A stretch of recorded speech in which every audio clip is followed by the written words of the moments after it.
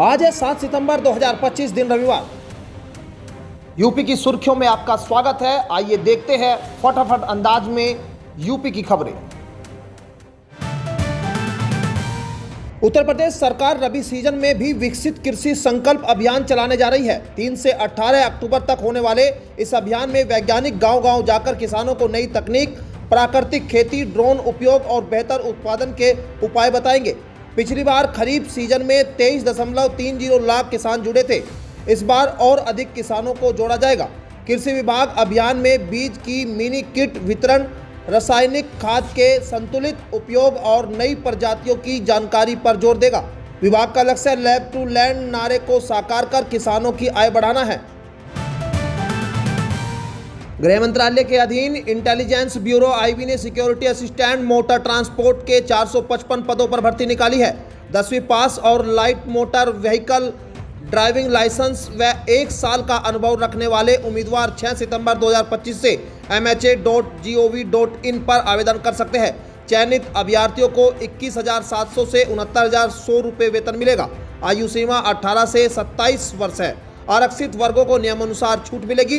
भर्ती प्रक्रिया में टियर 1 लिखित और टियर 2 प्रैक्टिकल परीक्षा शामिल होगी।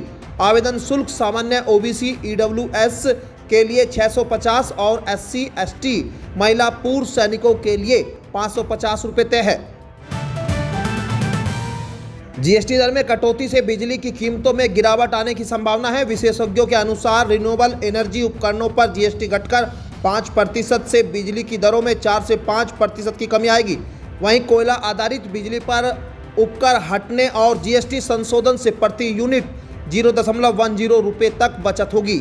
इससे आम उपभोक्ता को सस्ती बिजली मिलेगी। डिस्कॉम्स पर वित्तीय दबाव कम होगा और नए ऊर्जा प्रोजेक्ट की लागत में 4 से 7% तक कमी आएगी। उपभोक्ता और डेवलपर्स दोनों को फायदा होगा। उत्तर प्रदेश पुलिस विभाग में पदोन्नति की प्रक्रिया जारी है और जल्द ही 79 निरीक्षकों को पीपीएस समग्र में पदोन्नति मिलने जा रही है। विभागीय पदोन्नति समिति डीपीसी की बैठक में नागरिक पुलिस और सशस्त्र पुलिस के निरीक्षकों को पुलिस उपाधीक्षक डीएसपी बनाने पर सहमति बनी है। अब मुख्यमंत्री योगी आदित्यनाथ की मंजूरी के बाद गृह विभाग आदेश जारी करेगा। इससे पहले 2 साल पहले 117 निरीक्षकों को पदोन्नति दी गई थी, जबकि हाल ही में 21 पीपीएस अधिकारियों को आईपीएस समग्र में पदोन्नति मिली थी। यह कदम पुलिस बल में नई ऊर्जा लाने वाला माना जा रहा है। मुख्यमंत्री योगी आदित्यनाथ ने विकसित यूपी @2047 विजन के तहत सभी बड़े शहरों को सोलर सिटी बनाने का लक्ष्य तय किया है। प्रदेश को 2047 तक शून्य कार्बन उत्सर्जन वाला राज्य बनाने की योजना है। सरकार ने 2030 तक अयोध्या सहित प्रमुख नगरों को सोलर सिटी में बदलने, वृक्षाच्छादन 10% से बढ़ाकर 15% करने और 50% ऊर्जा नवीनीकरण स्रोतों से लेने का लक्ष्य रखा है। दीर्घकाल में वृक्षारोपण को 20% और वन क्षेत्र को 3% ले जाने का लक्ष्य है। ग्रीन हाइड्रोजन और ऊर्जा और पर्यावरणीय अभियानों से यूपी को ग्रीन यूपी बनाने की तैयारी है। उत्तर प्रदेश में परिवहन सेवाएं अब पूरी तरह डिजिटल और आधुनिक होने जा रही है। मुख्यमंत्री योगी आदित्यनाथ ने सरल परिवहन helpline, 149 digital bus taking app और 400 नई बसों को हरी झंडी दिखाई। अब 1.5 लाख जनसेवा केंद्रों में से 45 से अधिक परिवहन सेवाएं सिर्फ 30 रुपये में मिलेगी, जिनमें लाइसेंस, टिकट बुकिंग और शिकायत दर्ज करना शामिल है। प्रदेश में एयरपोर्ट जैसे बस अड्डे बनेंगे, जिनमें automated ticketing, digital schedule, AC lounge और चार्जिंग स्टेशन जैसी सुविधाएं होगी। सड़क सुरक्षा के लिए आईआईटी खड़गपुर से एमओयू हुआ और 7 नए बस अड्डों का शिलान्यास किया गया। उत्तर प्रदेश सरकार ने आवारा कुत्तों के प्रबंधन के लिए नई गाइडलाइन जारी की है। अब हर वार्ड में कुत्तों के लिए फीडिंग जोन बनाए जाएंगे, जो बच्चों को खेलने की जगहों से दूर होंगे। भोजन कराने वालों को स्वच्छता और तय स्थल का पालन करना होगा। विवाद निपटाने के लिए समिति गठित होगी और नियम तोड़ने पर कार्रवाई होगी। पशु प्रेमियों को नसबंदी व रेबीज टीकाकरण में सहयोग के लिए प्रोत्साहित किया जाएगा। उत्कृष्ट कार्य करने वालों को सम्मानित किया जाएगा। कुत्तों को गोद लेने की सुविधा भी होगी और छोड़ना अपराध माना जाएगा। निगरानी हेतु मॉनिटरिंग सेल बनाई जाएगी। उत्तर प्रदेश में पहली बार स्थानीय फलों से बनी वाइन बाजार में उपलब्ध हो गई है। मुजफ्फरनगर के कीड़ी ग्रीन सॉल्यूशन ने इसकी शुरुआत की, जबकि लखनऊ की एम्ब्रोसिया वाइनरी भी जल्द ही आम, दालचीनी और शहद से बनी वाइन उतरेगी। सरकार किसानों की आय बढ़ाने और फलों के उत्पादन को प्रोत्साहित करने के लिए वाइन उद्योग को बढ़ावा दे रही है। नीति के तहत वाइनरों को 5 साल तक आबकारी ड्यूटी से छूट मिलेगी। वर्तमान में यूपी की 4 वाइनरी उत्पादन कर रही है और जल्द अन्य ब्रांड भी बाजार में आएंगे। इससे राज्य वाइन उद्योग में अग्रणी बन सकता है।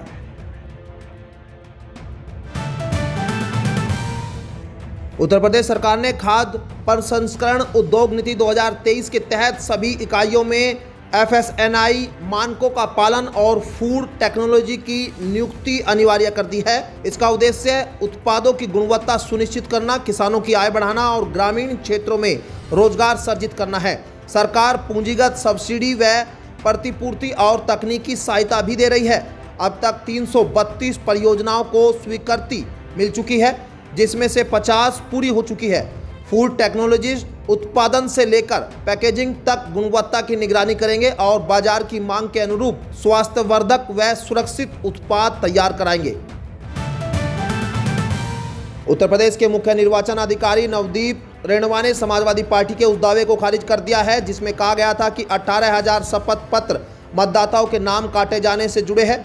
रेणवा ने स्पष्ट किया कि 33 जिलों और 74 विधानसभा क्षेत्रों के अधिकारियों को एक भी शपथ पत्र प्राप्त नहीं हुआ है।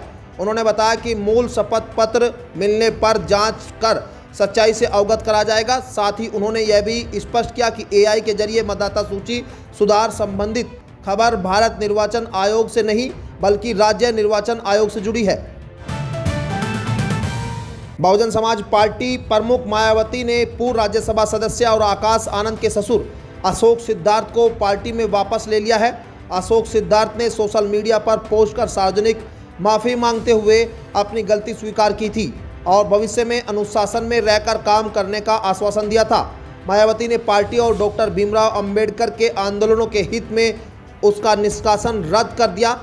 इससे पहले आकाश आनंद को भी पुनः पार्टी में शामिल कर राष्ट्रीय संयोजक का पद दिया गया था। अब दोनों की वापसी से बसपा में सियासी समीकरण मजबूत हो गए। उत्तर प्रदेश में बेटियों की शिक्षा और सशक्तिकरण की मिसाल बने कस्तूरबा गांधी बालिका विद्यालय चर्चा में है। प्रदेश के 740 विद्यालयों में 1.21 लाख बालिकाओं को आवासीय शिक्षा मिल रही है। यहां बच्चों को पढ़ाई के साथ डिजिटल दक्षता, आत्मरक्षा और जीवन कौशल की शिक्षा दी जा रही है। खेलों में भी बालिकाओं ने राज्य व राष्ट्रीय स्तर पर प्रतिभा दिखाई। मुख्यमंत्री योगी आदित्यनाथ की पहल से सुरक्षित माहौल, आधुनिक सुविधाएं और आत्मनिर्भरता की दिशा में बड़े कदम उठाए गए। ये विद्यालय ग्रामीण व कमजोर वर्ग की बेटियों के लिए जीवन रेखा बन चुके हैं।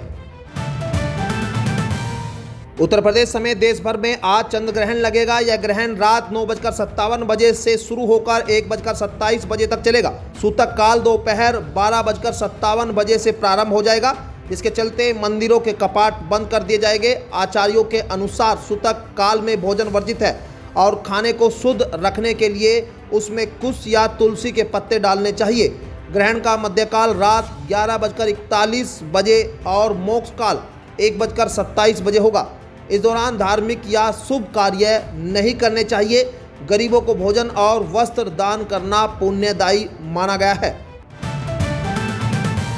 उत्तर प्रदेश में सितंबर का राशन 10 से 25 सितंबर के बीच वितरित किया जाएगा। अंत्योदय कार्ड धारकों को प्रति कार्ड 35 किलो, 14 किलो गेहूं और 21 किलो फोर्टिफाइड चावल राशन मिलेगा। साथ ही जुलाई से सितंबर तक की चीनी भी मिलेगी। पात्र गृहस्थी कार्ड धारकों को 5 किलो राशन मिलेगा। राशन की दुकानें सुबह 8 बजे से शाम 6 बजे तक खुलेगी। दोपहर 12 से 2 बजे तक बंद रहेगी। जिन लोगों ने EKYC नहीं करा है उन्हें राशन नहीं मिलेगा। EKYC के लिए मोबाइल ऐप्स मेरा KYC और आधार फेस ID का उपयोग करें।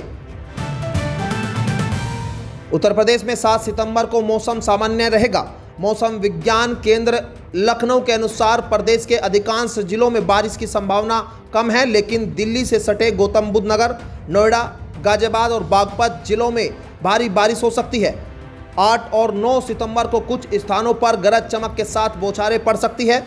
भारत मौसम विज्ञान विभाग IMD के अनुसार 10 सितंबर को प्रदेश के पूर्वी हिस्सों में बारिश की संभावना है, जबकि 11 सितंबर को पूर्वी और पश्चिमी दोनों हिस्सों में वर्षा का अलर्ट जारी किया गया है।